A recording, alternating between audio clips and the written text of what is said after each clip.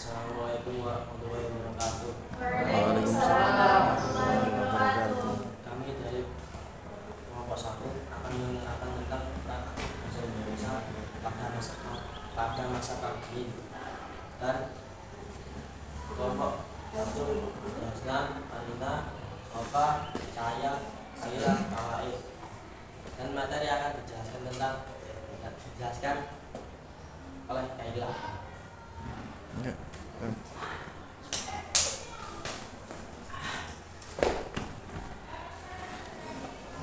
Assalamualaikum warahmatullahi wabarakatuh. Waalaikumsalam warahmatullahi wabarakatuh. Di sini saya akan mempresentasikan tentang perang aktif bangsa Indonesia pada masa perang dingin. Jadi sebelum itu kita bahas dulu pengertian perang dingin. Perang dingin adalah periode ketegangan geopolitik antara blok barat dan yaitu yang dipimpin oleh Amerika Serikat dan blok timur yang dipimpin oleh Uni Soviet yang berlangsung dari akhir Perang Dunia II hingga awal 1990-an. Dalam konteks ini, Indonesia memainkan peran aktif sebagai arena pertarungan ideologi di mana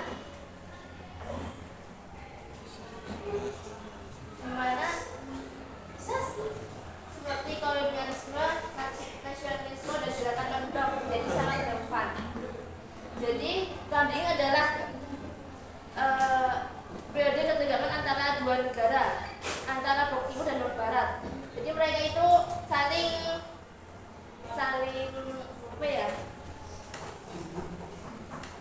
bersaing, saling berkonflik.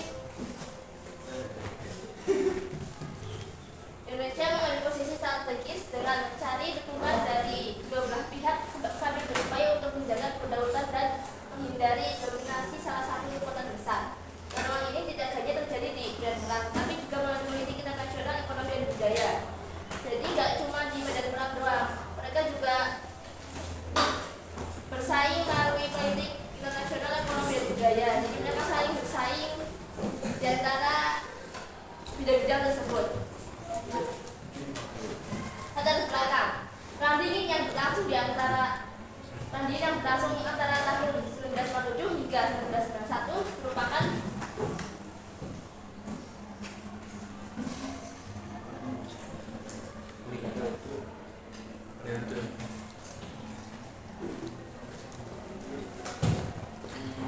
ketegangan ini tidak hanya berlangsung di Eropa, tetapi juga memiliki dampak yang signifikan di kawasan Asia Tenggara, dalam negeri, termasuk konflik yang muncul di wilayah tersebut. Lanjut. Peran Indonesia dalam gerakan non-blok. 1. Konferensi Asia Afrika 1965. Konferensi ini adalah lomba awal bagi Indonesia untuk berperan aktif dalam gerakan non-blok.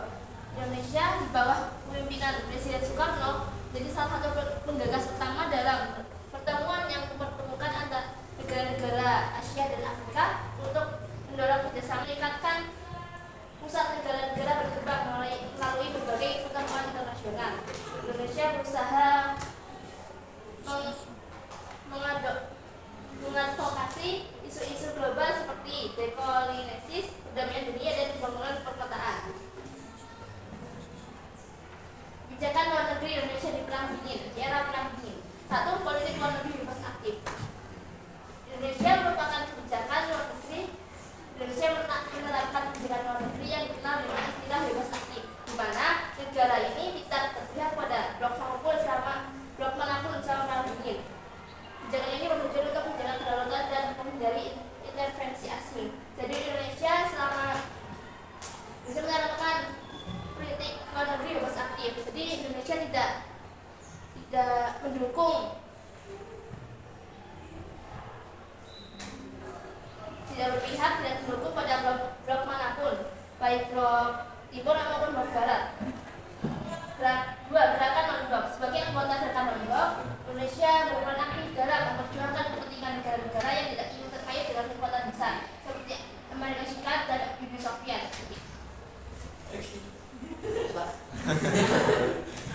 Hubungan Indonesia dengan blok barat.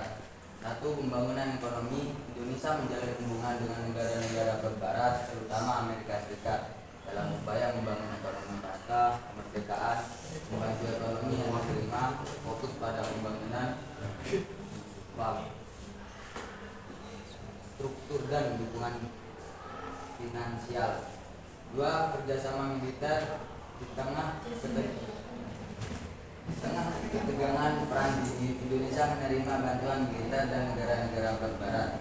Latihan militer dan pengadaan perlengkapan perang menjadi bagian dari kerjasama ini. Meskipun Indonesia tetap berusaha menjaga kemandiriannya dalam kebijakan luar negeri.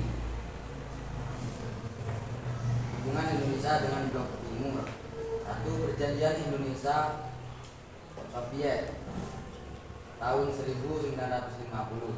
Pada tahun 1950, Indonesia dan Uni Soviet menandatangani perjanjian kerjasama ekonomi dan militer perjanjian. Ini menjadi salah satu langkah awal dalam memperkuat hubungan Indonesia dengan Blok Timur. 2. Dan pelatihan militer pada tentara dan gerakan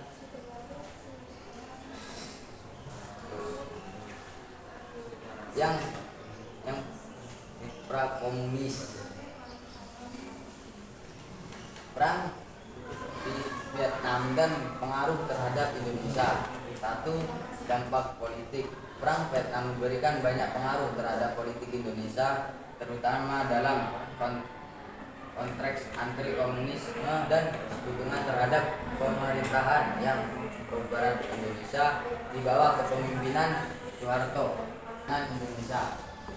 1. Aliansi strategis. Pada masa perang dingin, Indonesia melakukan pendekatan baru dalam aliansi strategis, berusaha untuk menyeimbangkan pengaruh antara blok barat dan timur Indonesia, menjalin hubungan diplomatik yang lebih kuat di negara-negara non-blok, dan berusaha untuk menarik perhatian dari kedua belah pihak dan mampu membawa dunia pada perdamaian. Amerika Serikat dengan paham liberalisme atau kapitalisme, dan blok barat negara-negara Eropa Barat juga netral. Adapun blok timur yang menganut paham komunisme dipimpin oleh Uni Soviet. Negara-negara blok timur ini tergabung dalam Pakta Warsawa. Dengan adanya perebutan pengaruh antara kedua negara adik